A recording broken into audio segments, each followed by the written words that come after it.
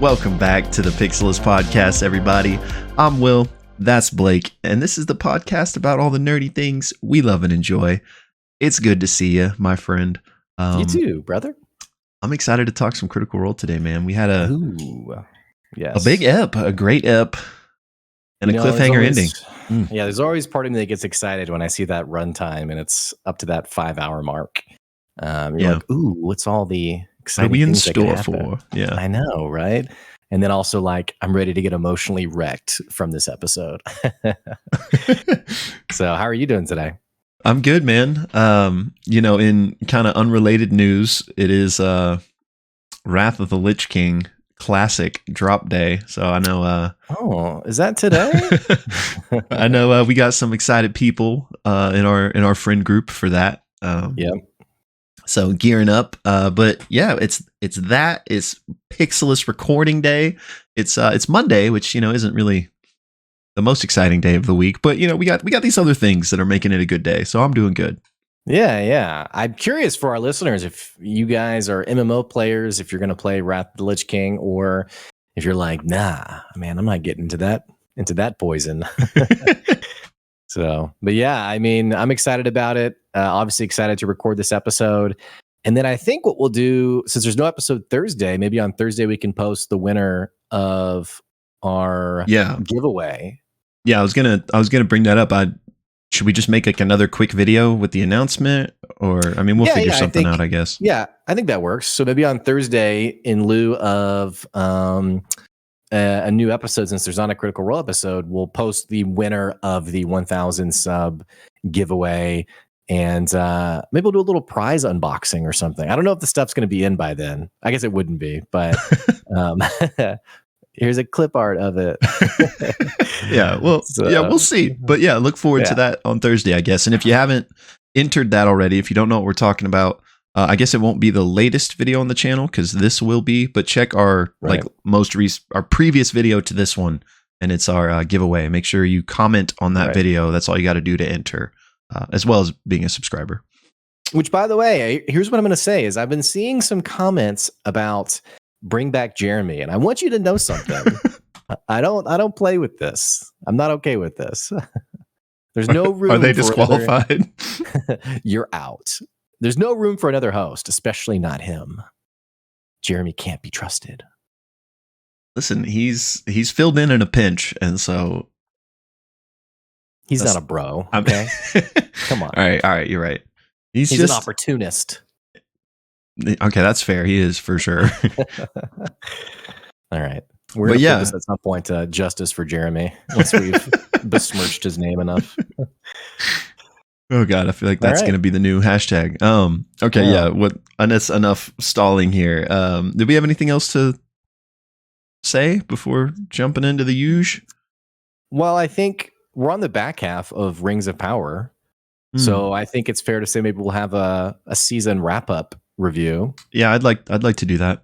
And it's not another Witcher thing, but it might be. Hopefully not, but yeah. So maybe once the show's completely done, we'll do a quick pod on that. So look forward to that. Right. But yeah, I think that's everything. So let's jump into the recap. And if you're new to us, we recap every episode of Critical Role for your viewing convenience, and we cut that out, host it separately on YouTube. So if you happen to find yourself on that video, thanks for checking us out.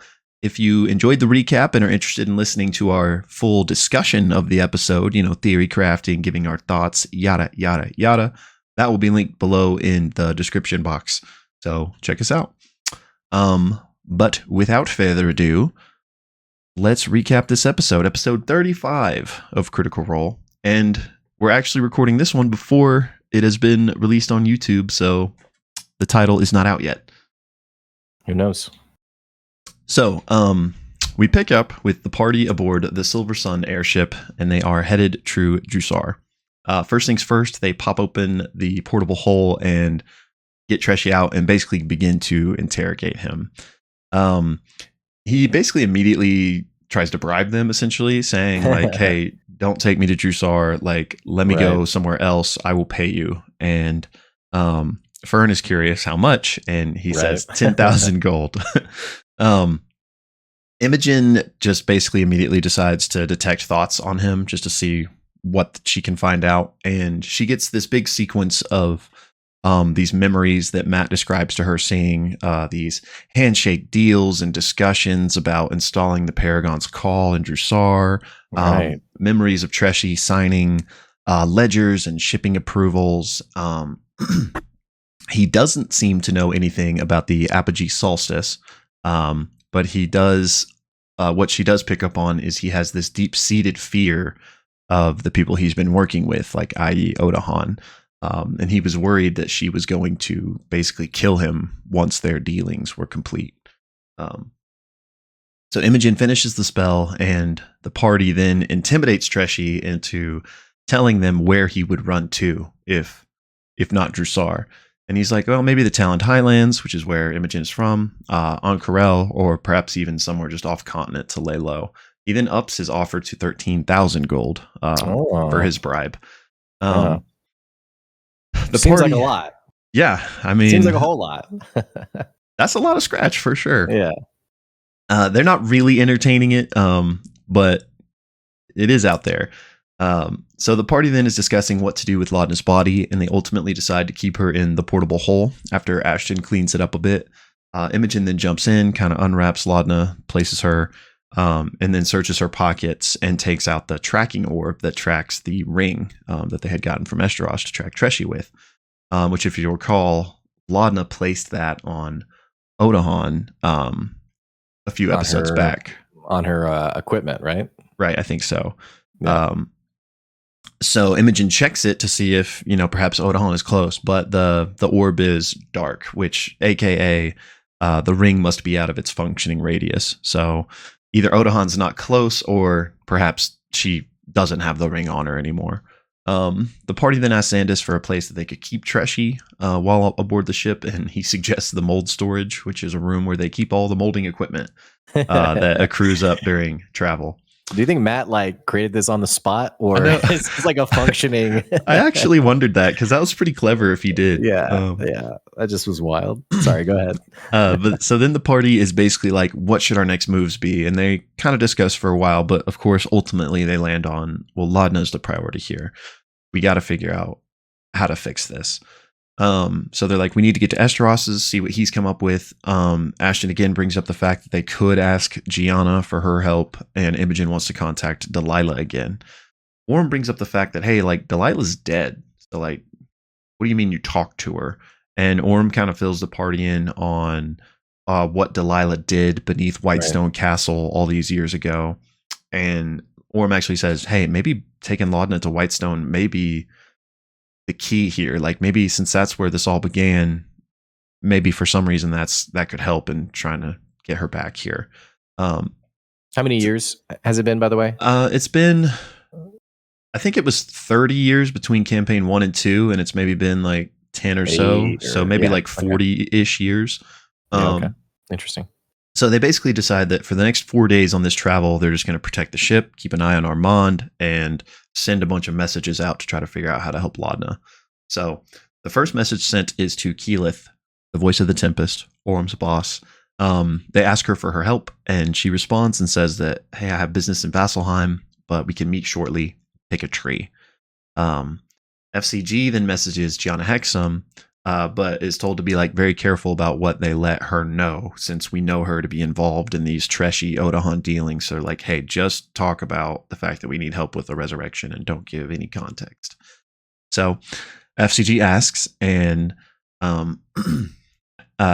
Gianna's like, well, that goes against the laws of fate and is extremely difficult, but maybe. And F.C.G. sends another message and well, what would it cost? What would you want from us in return? And she responds that she has a few ideas, but they can discuss it over tea. The group then has a long rest, but over that long rest, Chetney is just looking at the moon, and he hears a howl. He doesn't know where it's coming from, but then he quickly realizes it's himself. He is inadvertently howling, and fur starts to like sprout up from his fingers, and it's just instinctual and beyond his control. But he does manage to like reel himself in and stop himself, and he realizes that the zenith is approaching. Oh no. So that happens, and also during basically every long rest, we're told that F.C.G is casting Shared Dream on Imogen, a spell that Sam, I believe, created with Matt, in order to be there with her if she were to have any brutish dreams on this journey. So he's casting that every night, but we're never told that a dream happens. The next day of travel, there is a massive storm that approaches the Silver Sun, and it's with it comes a bunch of turbulence. So the crew has to prepare, the party has to prepare, but it's coming too fast. So Xandis is like, "Hey, everyone, hold on or get below deck." And so this encounter, basically, Matt calls for, "Hey, everyone, explain to me what you're doing to try to help in this situation. We either need 4 successes. We need 4 successes before 2 failures happen." So in the essence of being brief here, Chetney, F.C.G, and Imogen are able all to successfully contribute, but Ashton and Fern unfortunately fail their checks. So the ship is rocked with wave after wave of this turbulent wind, and the mast actually like breaks off with the sail, goes flying. The ship begins to like spin uncontrollably, and everyone in Bell's Hells except for Ashton flies off the ship and plummets to the ground, taking Some real bad rolls in this episode, by Yeah. the way. Just getting it out there. it was brutal. So they all take a bunch of bludgeoning damage from falling from such great height. But Ashton and the rest of the crew make it through the storm, and once they do, turn around to come find the others. The ones that fell basically are trying to group back up on the ground. But Fern notices all of a sudden that like the sand around her is rising up and she is sinking. And all of a sudden these pincers are coming out of the ground beneath her. So she mirthful leaps out of this like sand pit essentially and tries to warn everyone else that, "Hey, be careful. We got something going on here." Meanwhile, F.C.G has made his way toward Fern, and she's like, "Hey, wait." And all of a sudden the ground beneath both of them now starts to cave in again. Imogen rushes over, casts Misty Step, and then casts Fly on herself and F.C.G so that they can both fly up out of there. Meanwhile, Orem is sprinting over and does dope Orem shit, which he swaps positions with Fern and then kicks her up like the sandbank to safety. And then with his shield is pressing it down between the pincers of the creature so that it's not eating him. Imogen, who has Fly, obviously goes and grabs Orem, gets him to safety, but the shield is stuck. And Orem is like, no, we can't leave that shield. It's like, very special to me. So Fern actually uses her Stonky's ring to telekinetically get it free. And F.C.G in the meantime has flown over to where Chetney was and is picking him up. So everyone ultimately makes it back safely into the Silver Sun, and they make their way aboard. Chetney gets to work with the other crew in order to make repairs to the ship, and ultimately they are back on course to Drusar, and that's where we take the break for the first half. Was it like Imogen or Fern? Someone had like 3 hit points, like from the fall, and they were like, "It was close." There was some PTSD. They're like, "Not again."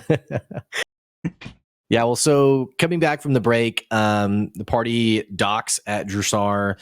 They immediately notice another airship. I think that was called the Herald's Breath that was also docked there, which I think was interesting that detail. There's another ship. We'll see if just a random detail or if that comes up later.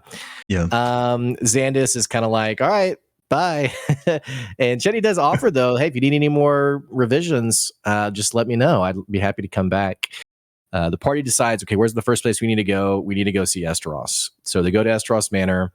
Windows are boarded up. It's quiet. It's dark. The door ominously kind of opens on its own. And they're kind of wondering, is Adahan already here? In fact, Imogen looks at the ring. It's dark. I'm really hoping we're not coming up to a point where she looks at it. She's like, "Oh, it's dark." And then Adahan, appears or something. Yeah. Kills everybody. But it's around this time that Orem, with his amazing, it's part of the reason why he wanted the shield, with his amazing perception, sees a figure in the window, like peering down, like kind of like the little slits in the window. And Imogen casts sending to Esteros and is like, "Hey, we're here." And he's basically like, I didn't know who it was. I didn't know who was here. Welcomes them in true Esteros fashion, is going to disarm a bunch of traps, pull things from cabinets where you can hear him like disabling traps. I mean, it's all like overly jacked with traps. And they begin to talk about what their next moves are. And so naturally, Esteros sort of gives his regards for Laudna. They ask about like, what can we do? And Esteros is like, well, there is, and I'm blanking on her name, by the way, but basically the sort of like the patron of the trees, like the person kind of, it's almost like a grove or like an orchard, like within Dressar. And basically says you can go talk to her. She might know an answer. Now they're also looking for a tree because it's around this time that they reach back out to the Voice of the Tempest, and who says, I've been delayed. It's going to be a bit longer. Keyleth being in Vasselheim still. And Esteros also mentions, hey, if you need, you can also go meet Mistress Shishadri, who is the person they had met at the ball. Also the person who had employed the Green Seekers. I think that's right. Right, Will? I think so, yeah. So basically says you can go talk to her in the Core Spire and hand over Armand Treshy. They also show the potions of, the potions of possibility, almost called them the potions of dunamancy, and the residuum. And he, even in talking about the Cerberus assembly, he is sharing in their tension of all of this stuff in play, kind of like, yeah, this is obviously not good that all of these things are happening, but does hand over a job well done reward. I think it's around 7,000 or 8,000 gold. Matt describes a box that is so laced with platinum that it's kind of like spilling out as you open it. And Matt kind of estimates, yeah, it's around 7 or 8K gold. They decide, first things first, let's hand off Armand. They go to meet up with Mr. Shishadri. She comes out in an evening gown with some guards, and they open up the hole and show Armand. And there's sort of like this. I think Matt describes Armand as pretty downtrodden and crestfallen. Like, hey, she's like, "Hello, Armand." The guards take him away, and she's like, "Job well done. My other bounty hunters weren't. They're pretty disappointing." And it's implied that one of those is Artana Vo. We don't know who the other one is, which I thought was an interesting detail. Yeah. But she's like, "All right, let's get you your reward." Two guards come back out with this massive chest, and I think it was like 12 or 13,000 gold, like something crazy, right? Yeah. So in total, they've gotten almost 20,000 gold from coming back on this quest. So they have a ton of gold now. They also tell her, like, hey, you need to know about what's happening with all this stuff. Shishadri does mention that Armand, through this whole like scheme to get the Paragon's Call involved, had brought Otahan to speak to the Shande Quorum on more than one occasion, which, if you've forgotten, the Shande Quorum is like the ruling body of elites of Drusar. Yep. But that Otahan had come and spoken to them a couple of times. We don't really know the context. And they talk about the Cerberus Assembly, which, oddly enough, she's a bit distrusting at this information. She's kind of like, do you have any kind of proof? This is a massive accusation. And they're like, look, this was the symbol we saw. Like, it's so obvious. And she's like, I don't know if I'm buying that. Almost kind of frustratingly so. But F.C.G is very polite. And he's like, well, just take it under, just remember it. Okay. You don't have to do anything with it, but please just think about it. They do continue to try to ask her a bunch of questions, and she eventually just leaves. It's kind of like, all right, I think I'm done with you guys. So that happens. They leave, and then they also decide, as they're wrapping up for the evening, to go back into Ashton's mind and try to piece together what really happened that night he got his injury. And this is important because they know that Gianna Hexam is a key figure in this trade route of these illicit materials. Right. And they know, and Ashton knows he saw a crate in her office. And so they're like, okay, F.C.G and Imogen are like, let's do this thing. So they cast Detect Thoughts, and it's kind of like, just let us know when his nose starts bleeding. The party's kind of like watching. The next several minutes are crazy.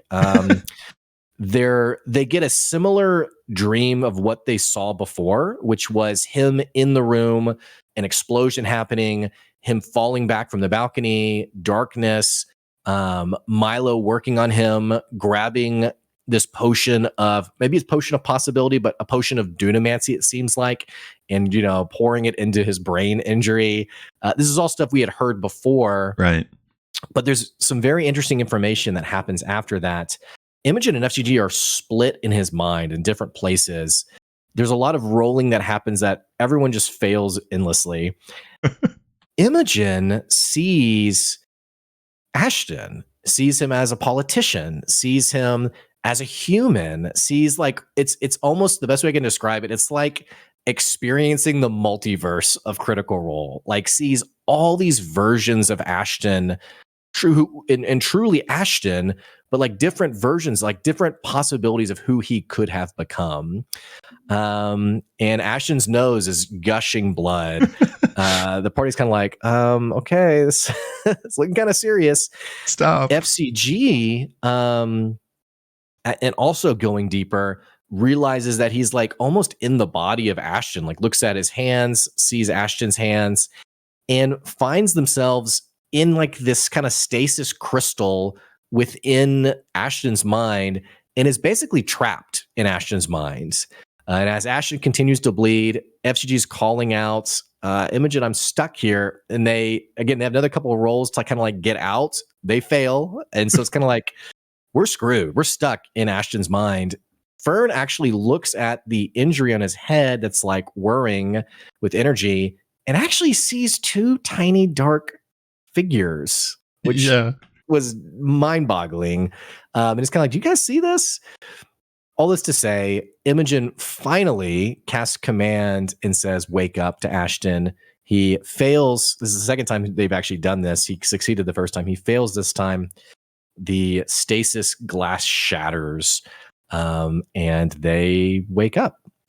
And immediately, Ashton's kind of like, would you find anything? And Imogen's like, yeah, like I saw like every version of you. It was crazy. It was wild. But there was a really cool detail, and that was F.C.G in talking with Ashton was like, hey, when I was you, I felt pain. Like I felt this pain all over me. And he's like, yeah, it's every day for me. And then Ashton reveals that they feel pain all the time, just chronic pain. It's just kind of sad. It's kind of a bummer. Yeah. Also, the party then decides, let's go make our way to this orchard in Dressar. The voice of the Tempest, they're talking to the voice of the Tempest, Keyleth, who's kind of like, where are you guys exactly? And they're like, we're in Dressar. And then once they get there, they meet this person, this patron of the grove. Manaya Ture is her name. Thank you. Manaya Ture. And they're immediately like, hey, actually, we're good. We don't need you. Portal opens. Keyleth is there. And they're like, there's kind of this funny moment of like, yeah, we're kind of adventurers. Like, this is kind of what we do. Like, as if Keyleth wouldn't know. And Keyleth's like, all right, well, let's get your friend helped. Let's get you someone who can help you. And they follow into this portal into seemingly the city of Whitestone. And that is what happened on episode 35 of campaign 3 of Critical Role. Ooh, man. So if you're just watching our recap, click the link below to get the full reaction. We want to know what your reactions are. Will, bro, dude, this campaign in the last few episodes has gotten insane. Yeah. Like, did you ever envision them being in Whitestone? I kind of just envisioned like this is the Marquette. This is, we had Wildmount, we had Taldore. This is the Marquette story. Yeah. No. So, yeah. I didn't, because, the only precedent is campaign 2, where they didn't connect to anything from campaign 1. Who knows what's going on? Like, anything could happen in campaign 3. I mean, obviously Orem has this direct connection. So once we found that out, it started getting a little more plausible, but no, like I definitely, when we walked into this campaign, did not see meeting potentially several members of Vox Machina. And bro, that I don't know how it hit for you, having not fully watched campaign 1, but that moment, like, it would hit different at the end there. Like, and I'm sure I can only imagine what the cast at the table felt like. But it was just so crazy to see Keyleth again, man.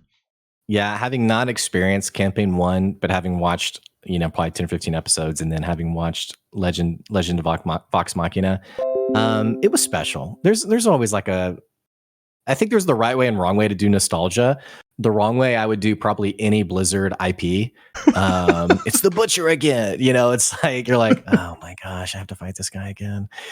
I don't know. There was kind of a excitement and giddiness. I think also because it's been so many years, I would assume, for people who, since campaign 1, but yeah, I don't know. For me, it was, since having not experienced it originally, it was the nostalgia was kind of like, there was sort of a sweetness around like, this was all really special for the cast members, and I'm kind of getting to watch them. Yeah, there's like a specialness of watching them experience that specialness.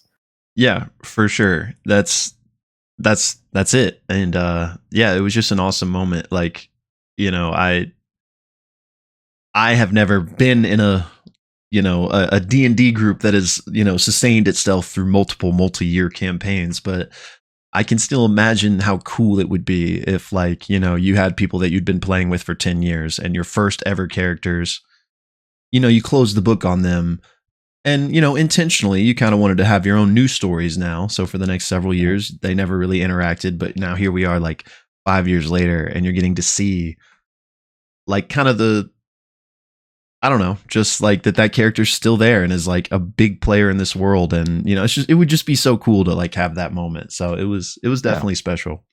There's a cool sentimental effect to it. Yeah, it's those characters, I'm sure, are so special for them. It's back when Critical Role was part of Geek and Sundry, Yeah. and so it's kind of like, this is what made us. And so I'm sure there is that sort of sweetness of like, oh man, like I wonder what Matt's done with our characters, or how he's going to. It's kind of like when Gilmore came back in EXU, and like sort of the giddiness around that as well. Yeah.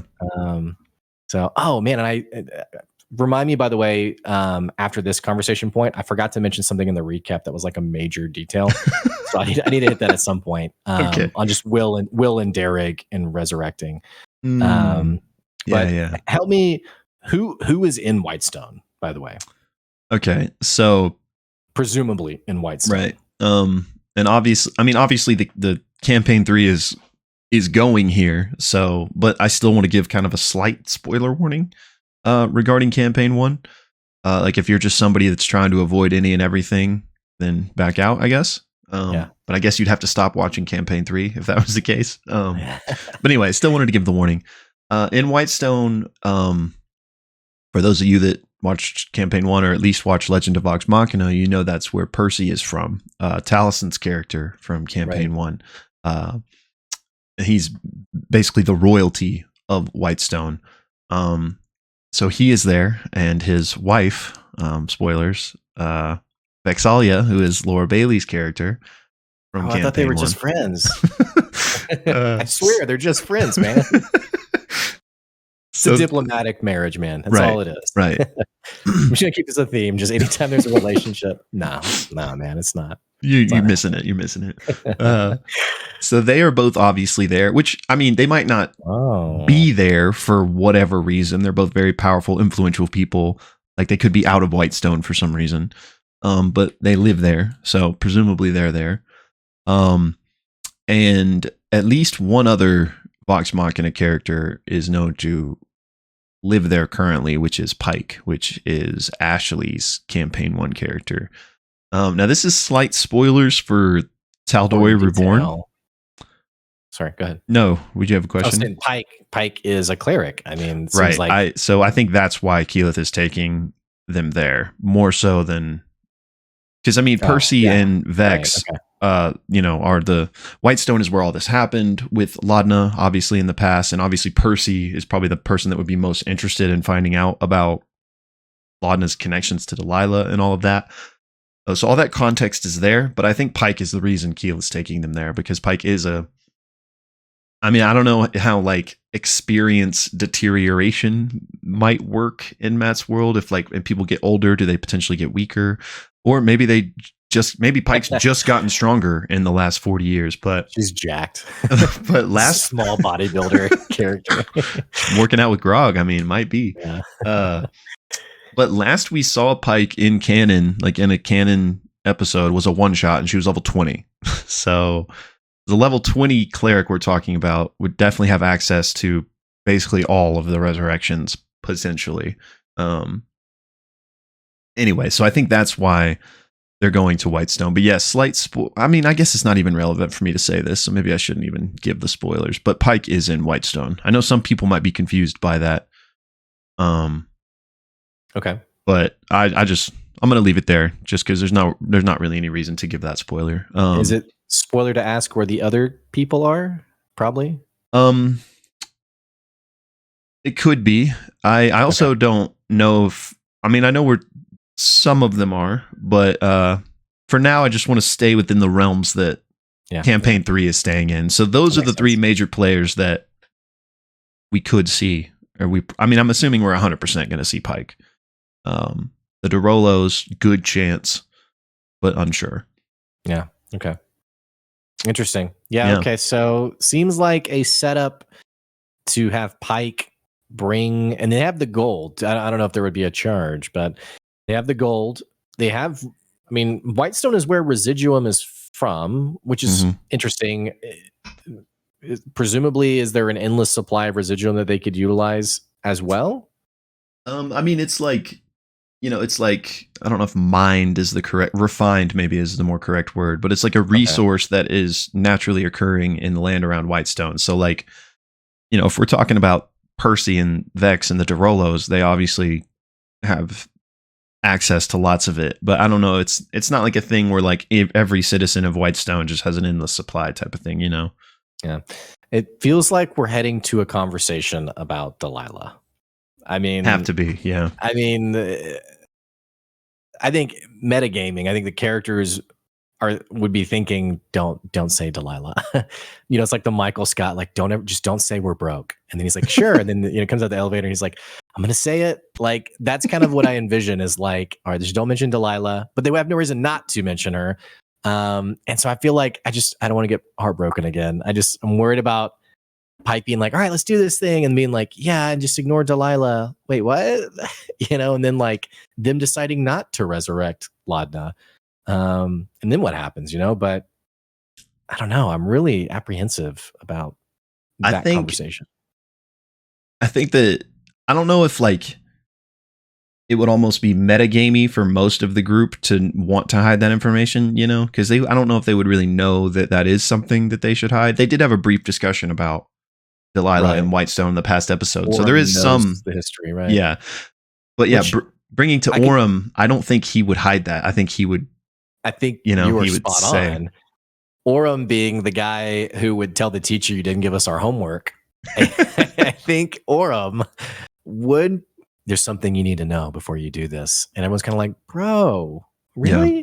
I could totally see that happening. I mean, he didn't say Delilah, but he kind of already laid that context bare, which is, I think, is why, he was explaining to Keyleth, like, this is connected to you, and it seems like Keyleth does recognize Laudna, because she was, again, cutting back to what we know, Laudna was one of the people Delilah Briarwood hung from the Sun Tree to send a warning message to Vox Machina in Campaign 1. Laudna was made up to look like Vex. So I think almost that conversation has to happen to even, not that Pike would be like, I don't know who this is, I'm not Resoner, but I think that context is going to be brought up to be like, hey, like, we need to fix this because this person died because of us, type of thing, I just envision Pike as like a huge douche. Like, I'm not doing that. Get out of here. I'm busy. Get out of my face. So yeah, I think that. Oh man. I think that the whole Delilah thing will be told in service of just Orem wanting to fill in his boss, but also that's like the connective tissue to why Pike feels like she'll probably need to help. So here's the question: So here's the outcomes that I see happening. Outcome A, they begrudgingly resurrect Laudna. And I think we can maybe table for a second, like, what would that mean? Would she come back as a hollow one? Would she come back as her true one? Would maybe Delilah? We'll get to that in a second. But so option A, they're like, okay, yeah, let's do this. They resurrect her. Great. Option B, they refuse and they have to go the route of Gianna Hexam or the Morgan or Morgan or the Dressar person who might know someone. Was that just to get the tree? The Dressar person was just a teleport for them to get somewhere else they needed to go. Okay, I gotcha. Well, so they do have a couple of options. Yeah. Option C, not only do they say no, but someone like kill Percy, the party. Percy says, and it's too dangerous to bring Laudna back, so we need to destroy the body. The body. I mean, that would be party can't take them, right? So I mean, that would be pretty gut wrenching, I think. Yeah, I mean, if anybody, it would be Percy, but I don't know. I think there will definitely be kind of this conversation that happens. Now, if it happens, like, because I think we're going to see Pike. Maybe Pike and the Derolas are all together, and so all this is presented at the same time. But it may be that if we're just going to go straight to Pike first, maybe Laudna's rezzed, and then they go fill in Percy. Like, what's he going to do then? I don't think he's going to kill Laudna or anything, but I don't know. Yeah, it's definitely an interesting dynamic. That surely it's going to be. That's surely going to happen. I don't know. I guess it's possible that. No, I mean, surely. I think there's no way they don't find this out. But well, it's a good thing such a massive moment isn't the night that the Wrath of the Lich King raids release on that Thursday. So, yeah. Oh, and when it comes back, you mean? Yes, because it drops tonight, but the raids don't come out till next Thursday. Oh, okay. So not 3 days from now, but like 10 days from now? Right. Interesting. Yeah. I'll see where my allegiance lies. To the Pixelists or Blizzard. But so tell me your take on the resurrection happening. Okay, yeah, I wanted to talk. I've been throwing around like thoughts of I don't ascribe to the theory that Delilah wanted Laudna to die. Or like wanted it, or even like what F.C.G. like warded off was Delilah like taking over the body. Mm-hmm. I don't ascribe to that. We talked about it last episode. I think she would have, tried to convince Laudna to die earlier. But I do think that Delilah as an opportunist, there is an opportunity to hijack the resurrection spell, not necessarily come back in Laudna's body, though. A possibility, I think, but somehow like borrowing the power of the resurrection for her to make a return. What's your take on this? There's definitely some wild card factor with Delilah. Plus, we talked about this last episode. The fact that Imogen could message her, what does that mean? Is that something to be read into? Was it more of just a hand wavy moment in the moment? But is the implication there that maybe she is alive? But what's also interesting, and we speculated about this like in episodes long ago, when we first found out that Delilah was Laudna's patron. I don't want to speak for you, but I was at least of the mindset that I bet Delilah has many puppets out in the world that are doing her bidding. But from what we learned in the past couple episodes, it seems like no, Laudna's the only one. Right. So that's interesting. So I don't really know what to make of it, but that's definitely a big question mark. And, especially if this resurrection ritual happens in Whitestone, which a lot of history there with Delilah, like, would she jump on that opportunity? I don't think she would be strong enough as like a freshly rezzed Laudna to really do anything to Vox Machina, but who knows? Cause maybe she views that as like her one chance to get revenge if like Percy's in the room, you know what I mean? So yeah, I don't know. I mean, she's definitely cooking something up, right? And she did absorb that Gnarl rock Not that I Right. really think that's the linchpin in some master plan, but like she is cooking up some scheme, right? And Right. I just don't know. Like you said, I don't think that Laudna's death was necessarily a part of that, at least not yet. So for my money, Delilah is just like, we need to get res so that I'm not gone, but Right. not that like this is the moment, you know, like. Right. So I don't know if that was a bunch of word vomit, but No, you hit it all exactly what I was thinking too. So I think you nailed it. So a couple things on this. One, the reminder about the recap thing that we found out that right. that Orem brought up that, hey, yeah, we couldn't res the people that died in the attack on Will, like Will and my father-in-law. Yeah, I confirmed that Derek also Died, had been killed, which we didn't know until last episode. Which they couldn't be rezzed. And I actually loved that. I mean, I didn't love that they're dead and couldn't be rezzed, but I love that this was brought up because I don't know if I actually brought this up in any of our episodes, but it has been something I've been thinking about, which is, you know, if Orem's going to go to this trouble to get Keyleth to res Laudna, wouldn't he have done that for his family, you know? Like, so why didn't Keyleth res them? And we also had this discussion with, if the Loomis twins were so wealthy and influential, why weren't they able to get reses? Right. Now we have the answer to this is they couldn't. People tried and it didn't work. So I really liked that in terms of like neat storytelling that that we were given this explanation. Yeah, sorry, go ahead.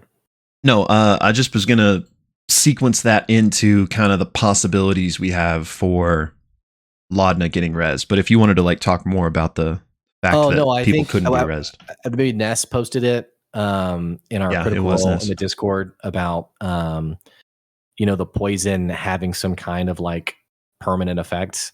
But I actually almost wonder if it's almost kind of like a Loki-esque detail of like the Autohan who is powered seemingly by Dunamancy, because the liquid is in like her jetpack thing. Right.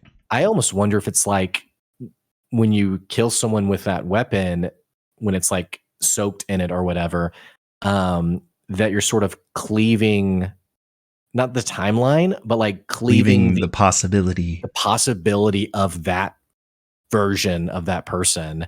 And so there's no backsies on it. It's like that person, that event, that we had a tipping point, that timeline is gone. That person no longer exists. They're done. So that's kind of where my mind goes, but I have no idea. But like Ness pointed out, it didn't seem like Autohan that her weapon was envenomed. So it might be unrelated to Laudna, but who knows? Yeah, that's the interesting thing. Because it also, we don't know that Autohan specifically was the one that attacked Keyleth and the Arashari, because Orem just remembers they were all like completely messed up. So it could have been Autohan, but it also could have just been somebody else that has this, you know, shadow clone ability. Isn't it implied to have been her when she looks down at Orem and says, "We've met before"? True. Yeah. So that's true. I forgot about that. So yeah, I guess then it was her. So yeah, I mean, is it some sort of venom, for lack of a better word? Is it some dunamancy that is preventing people from being rezzed?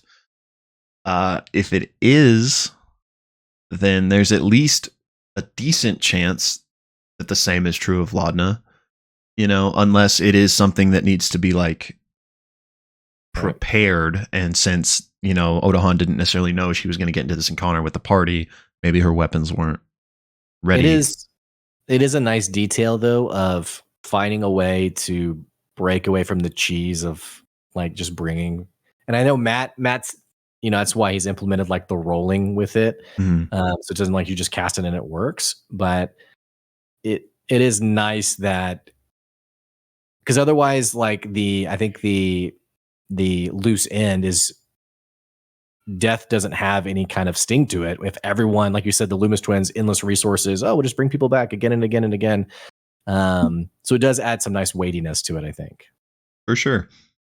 So yeah, I mean, so obviously the possibility exists that the same is true of Laudna and nothing's going to work.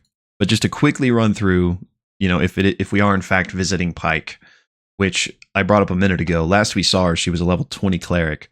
So has she maybe regressed a little bit? But assuming she is still a level 20 cleric, excuse me, she's got access to 4 resurrection spells. Revivify, which is what the party has, and obviously, it's too late for that because it has to be within the first minute. So not that one. We have Raise Dead, which is a 5th level spell and has a 10-day window. So because of the general repose, that one is still on the table. But then we have Resurrection and True Resurrection, which is a 7th level spell and a 9th level spell. So like the most powerful spells in the game. And those have like 100 years and 200 years as the limit on when they can be cast. And are ultra powerful spells. So again, if she is a level 20 cleric, she has access to those. But, I don't really know if her casting that would make sense. But if she casts like True Resurrection, for example, she could give Laudna a brand new body. So like it could be possible that like Laudna was brought back to like true life, and not this like hollow one undead form she's in. But for my money, the most likely scenario would be that Raise Dead spell, the one a step above Revivify, but not the crazy high level resurrections. But what's interesting about that is the creature's soul must be willing and at liberty to rejoin the body, which we know that hollow ones don't have a soul. So I don't know if that's just like semantics and wouldn't really matter in this case, but it is at least something worth kind of thinking about. I hope it's just semantics, because there was something similar with like Fae. When Fae die, like their body leaves like the mortal plane and like literally like disintegrates or something. I don't know if it's actually 5e or if it's something else. Obviously not functionally, doesn't make sense, but yeah, I hope that's sort of like a hand wave, in the sense of, otherwise it's going to be like the whole like, we were at the dog park and someone's like, your dog doesn't have a soul, right? And you're like, what is wrong with you? So anyway, I hope that doesn't end up happening where it's like there's no soul, and that'll be 25,000 gold.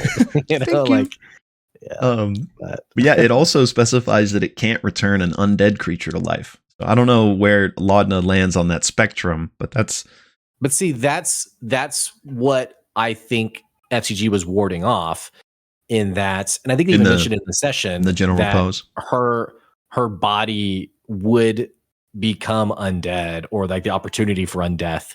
Mm-hmm. So I think that's the connection of what's being warded off, and so I don't think that's an issue. The soul thing is interesting to me. And also just I'm really curious the mechanics of, will she get a new body? Will she come back as a hollow one? Like, what's all going to happen there? I don't know. Yeah. Well, I don't think she'll get a new body unless one of that high level spell is used. But right. Yeah, it is really interesting how to factor in the hollow one aspect of all of this. But yeah, so just wanted to quickly run through what the options might be, if indeed Pike is the one that they're going to see. So obviously powerful enough cleric to make something happen here. It's just a matter of if she's willing to and if it would work. Yeah. Coming towards the back half of our episode, I know there's 2 things that I want to talk about. One is Armand and Mr. Shishadri, and the other one's Ashton. You want to jump into either one of those? Yeah. Dealer's choice. Well, let's talk Ashton, I guess, since we're talking about like possibilities and dunamancy and stuff. Yeah. Very multiverse-esque. Matt has above the board has talked about wanting to explore not specifically a multiverse, but like different times of Exandria, different possibilities. I think maybe Travis or someone else talked about like the brand of Critical Role and expanding it beyond like the campaigns. It felt like that to me, not in a forced way, but just like there are other possibilities and sort of like a subtle touch of other timelines. Even weirdness there, though, where he was human in one of those versions, which we know his father was Elven. We know he himself mentioned he hasn't always been a Genasi. So I'm curious how much was possibility and how much of it was sort of a nod to an undamaged, not corrupted, but unaltered version of Ashton. I don't know. What was your take on all that? Yeah. So, two things I want to hit here. Don't let me forget. But to answer that immediate question, yeah, I think that I don't know if human's necessarily the right word since we know his father to be elven. We don't know what his mom is technically, so maybe she was human. Right. But I think Ashton, whatever he was like he was born something that's not what he is now. Right. And I think so that those things we were seeing, like you said, were just different possibilities that his life could have gone. So some of those led to Ashton never getting injured, never turning into a Genasi for whatever reason. So I think those were just snippets of like that potential timeline, right? But what's interesting is that we know that his parents and that cult were performing some ritual, and then it hit the fan. And then we also know he had this tragic accident at Gianna's. Right. I could be wrong. We might know more of the timeline that I'm remembering here. But do we know if he was Genasi at the time of the Gianna heist? I think so. And the only alteration is like the glass look into his brain, so to speak. That's a great question, though. I think the implication I got was that he became Genasi earlier. I'm on the same page there, but I wasn't sure on that. But so if so, then maybe this ritual his parents did is what transformed him. Like, whether that was the intent of the ritual or not, I don't know. But we do know that this Ashari cult is taught as a cautionary tale to the Ashari, which are the people that like guard the boundaries between the elemental planes and Exandria. So why would this be taught to them unless it had something to do with like elemental energies? So maybe it was the plane of Earth that they were messing with, and so Ashton became Earth Genasi-esque as a result of it. I love that detail. I didn't put that together. I kind of just thought Orym was just like the sage who seems to know everything. That is a really awesome detail. I love that theory. And obviously Ashton had this traumatic accident at Gianna's where the potion was poured in his head, and he's got like the gold flecked heals on his body. So is the pain, the chronic pain, which is so like such a sad thing to find out about him. I want to talk more about that too. But is that because of the Gianna accident, or is that because of this Genasi transformation, Yeah, I don't know, but I do want to talk about Ashton though. Yeah, but finding that out, it made so many things. It like explained his character so much, and just the fact that he's never revealed that, he's always just endured that pain and not put it on any of his friends, even his best friend, the healer, not even to see if like there's something you can do about this. It's just sad that he's like carrying that, Taliesin plays Ashton so well because I think in inexperienced hands, he becomes not an edgelord, but just like obnoxiously angry.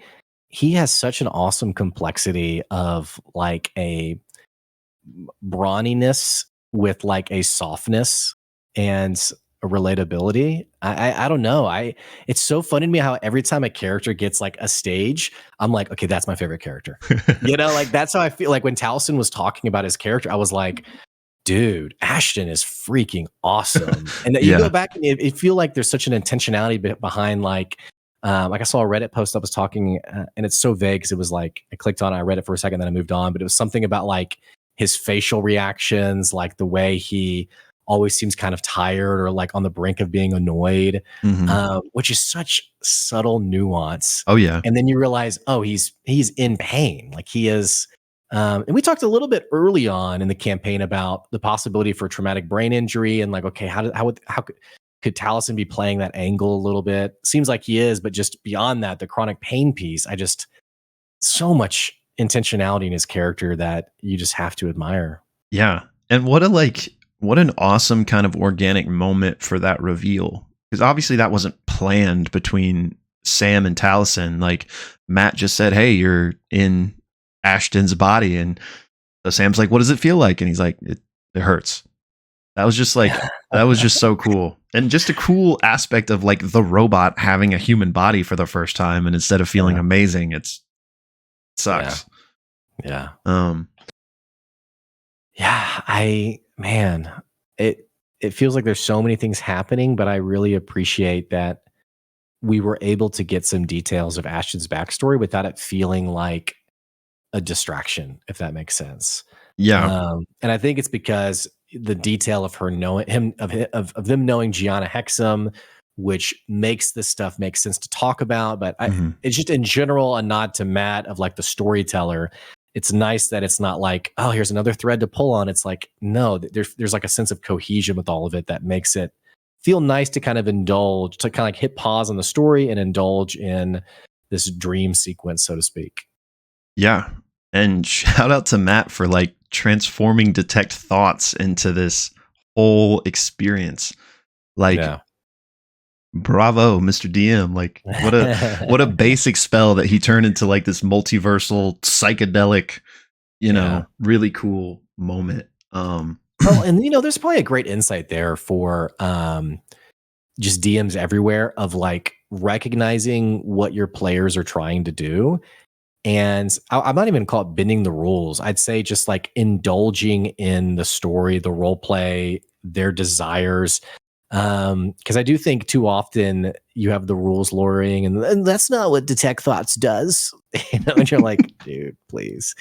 So I just appreciate, and it's a bit silly even to say out loud because of how much homebrewing happens in Critical Role campaigns.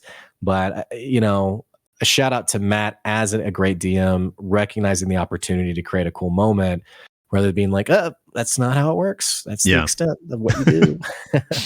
For sure. So, and it's cool to have just this binding moment of between Fresh Cut Grass and Imogen, how they kind of team up together to do these mind melds, and it's like becoming more and more of a thing, kind of diving in, investigating mysteries, almost as if they're a detective agency.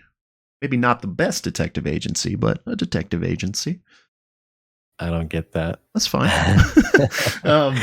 But one thing before I forget is on because they wanted to be Green Seekers earlier, or maybe this might be something from campaign 2. Oh, okay. But so the multiverse thing I wanted to touch on really quick. I can maybe shine a little bit more context on that. Imogen saw space, Matt describes, and then that's when all these flashes happened. So in campaign 2, and we've talked about this, the Luxon and Dunamancy and these beacons, which are like these very like holy artifacts to the Kryn dynasty. Slight campaign 2 spoilers. We have touched on this in the past, but there's your warning. The beacons what they do, and we've talked about consecution and how like they store souls and then people are reborn. I guess you just had to be there to really appreciate it, because every time you tell this, I'm like, this is the weirdest thing. Yeah, so your soul, I just envision like the meme of like the girl yelling in the guy's ear. So no, the soul goes into the beacon and then it marinades. And you're just like, okay, cool. Anyway, sorry to razz on it. No, you're fine. So the beacons, they showed up in campaign 2 at various points, and if you had one of these, you could use it. You could look into it, and what you saw was space, like just like Imogen saw inside Ashton's brain. Interesting. And functionally, mechanically, what you did, if you did this, was you basically got a moat of possibility, which is functionally the same thing as what a potion of possibility does. It basically gives you a reroll. So the fact that Matt used that same imagery to describe Ashton's brain, and we know a potion of possibility to be like what was poured into him to save him, really makes me wonder, like, could just be a nod to the flavor of the fact that that's what healed/saved Ashton. But I wonder if there's any chance that like he is a beacon, like similarly to like the actual beacons. because clearly as Imogen saw all the different possibility of his life, like that magic, that power, for lack of a better word, exists within him. But so does it to the full extent of a normal beacon? Like, could souls potentially be getting stored in Ashton for consecution? So if you get a moat, does it imply that the Paragon's Call is abusing these devices? Has these devices? I mean, if you gathered 10 moats, do you get a potion? Like, I mean, seems like they have a lot of this stuff. So it does beg the question of, where are they getting these potions of possibility? Are they producing them, and therefore do they have a beacon, or are they just getting the potions from someone else? who keeps the beacons? So they are like very holy religious artifacts to the Kryn dynasty. Yeah. Oh, okay. Jorhassian, I believe. Okay. Anyway, that's in Wildmount. Yes. And that's where the Cerberus Assembly is. Yes. Solved. Yes. So speaking of, I think we know the Cerberus Assembly is involved here. They're basically two sides of this war. We've got like the human side of things, the Cerberus Assembly and the Empire, and then we have the Kryn dynasty. And they're the ones who treat this as like holy, and the beacons and stuff are very important to them. So this war was kind of the backdrop of campaign 2. Anyway, the Cerberus Assembly, we know at least at some points to have had beacons in the past. So since we know Ludinus Deleth is involved in all this, I feel like perhaps he is the source of these potions of possibility that Odahan is utilizing. But it is possible that the Paragon's Call themselves are the ones producing it. But yeah. Okay, that seems like that has to be the answer. I mean, we did it. Pixelists, we solved it. We got it. But question is, for what purpose? Right, it feels a little superficial to just be like, we're creating super soldiers. Feels like there's more to it than just using it. But I do wonder where we're going with this. Yeah, because we got the Residuum, the Broomstone that may or may not be tied specifically to the Paragon's Call, but a lot of Residuum, maybe stockpiling Residuum for some massive spell, huge, massive, ancient during spell. the Apogee Solstice. The Dunamantic liquid somehow being involved in it, maybe rewriting what's been done into something else, such as reversing whatever the Ruidus prison thing. Yeah. And so maybe the Residuum is the power to do that. The potion is the actual main component of the spell, and the Broomstone, who knows? I mean, brings it back to Earth. I don't know. Yeah. The reverse Broomstone. So I don't know. And then it seems like Gnarl Stones are popping up as story points, not necessarily in the control of the Paragon's Call, but seem to have some kind of involvement in some way also. Yeah. Yeah, maybe that's part of whatever the Nightmare King's got up his sleeve, since it keeps kind of showing up around him. Yeah, which I think the Shade Mother got mentioned. Maybe this was last episode, but Shade Mother got mentioned, and our mom was like, "No, that was the Nightmare King." Yeah, we keep talking about this, how throwing blame at one another, but yep.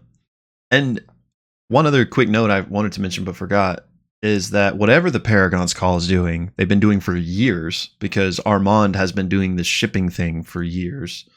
So they've been doing it for years, but also it's about to be done. Because like in the Detect Thoughts, Imogen saw like the conversations about like the last shipment and how he worried that once this was done, he was going to be killed. So it's just I loved that detail, by the way, of him.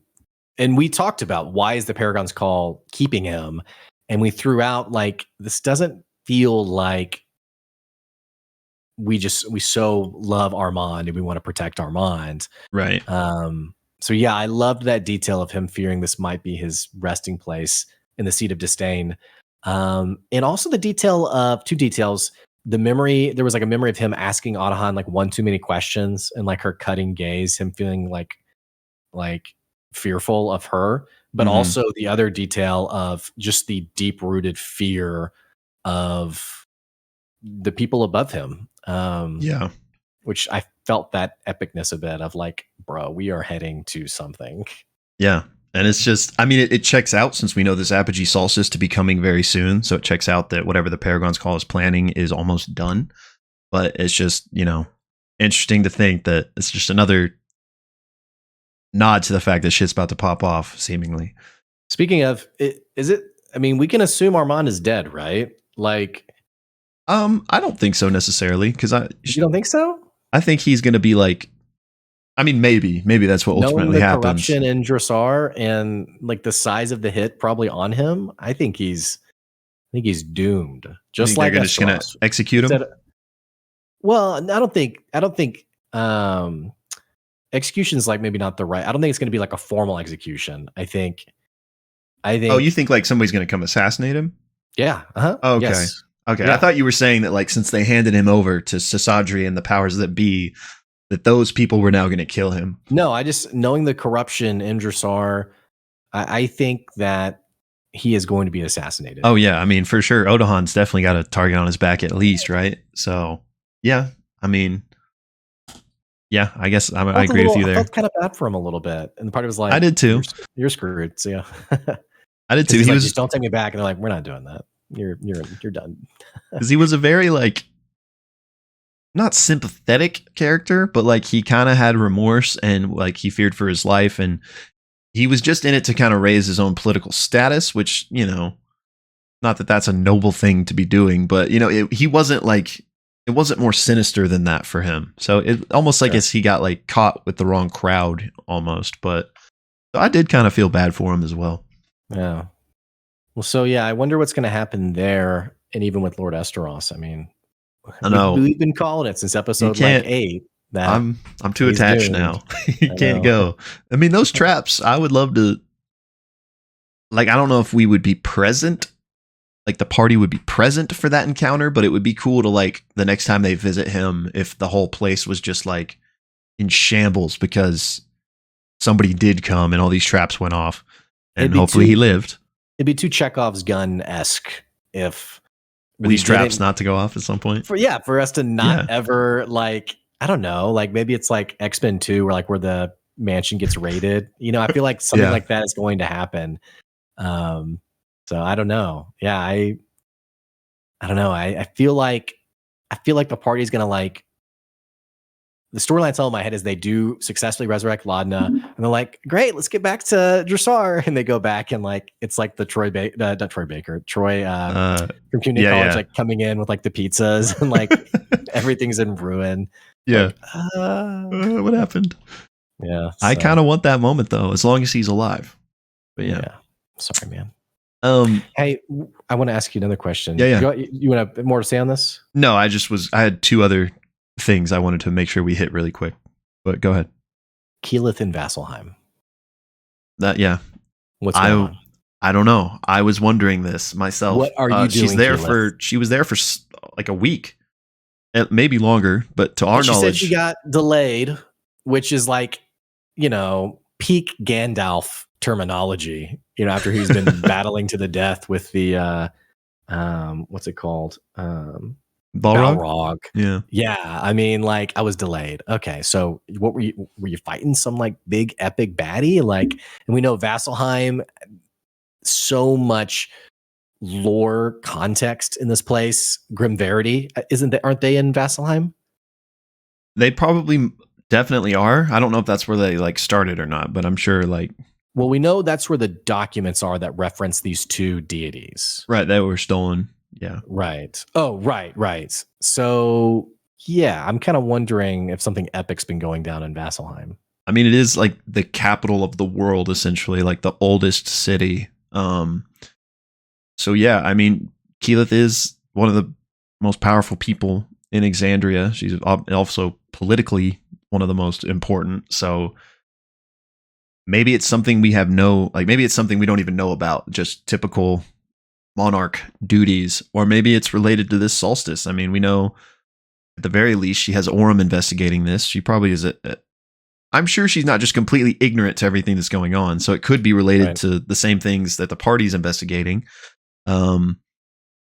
Which, you know, if it does involve Ruidus and these gods, that would be the place to go figure it out, you know, because that's where these documents were stolen from. This is the cradle of civilization, essentially.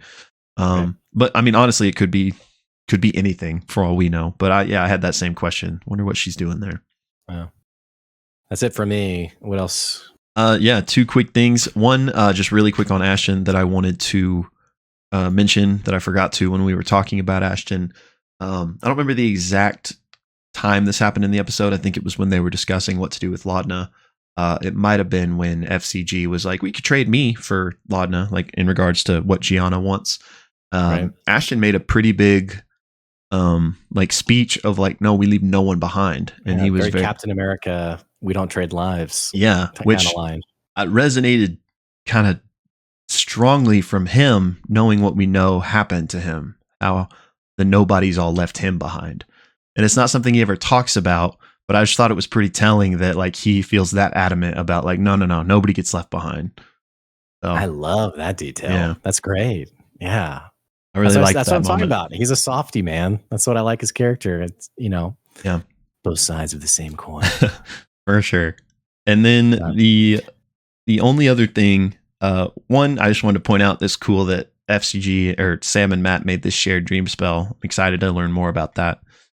But the only other thing was Chetney and Ruidus. During the episode, they kind of confirmed, they were like, hey, Katha, the moon Katha is the one that transforms you, right? And everyone was like, yeah, like that's the one. Which one that makes sense, obviously. But I also feel like Ruidus is definitely doing something to him as well. And that was kind of like washed over in that moment. Like, oh yeah, Katha's the one. But we had this moment 2 episodes ago with his vision when they were like all on the battlefield with Odahan, where he, like, I don't remember it word for word, but there's like this sinister implication with him and Ruidus. And then we have this episode with the inadvertent howl and like, so I don't know. I don't really have much to say, but there's definitely something there. And also like story wise, like the blood moon, so to speak. I mean, there's definitely something there for sure.